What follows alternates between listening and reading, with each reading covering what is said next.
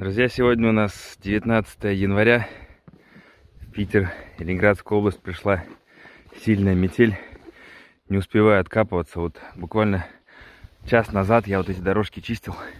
И вот пошел очищать машину. Тут тоже все замело. Серьезно. Надо откапывать. Вот начал копать, решил, прежде чем откапывать, заснять немножко. Ну, для Питера это так, не знаю, нетипично. Ну, хотя тут бывает снегопады, но так сильно я прям сейчас немножко дорогу заметает. Выбраться, главное, отсюда. В целом все хорошо. Сейчас пока еще нахожусь в Сосновом Бору у родителей в Питер. Дела тут у меня есть. И с друзьями еще не совсем увиделся. В начале февраля возвращаюсь.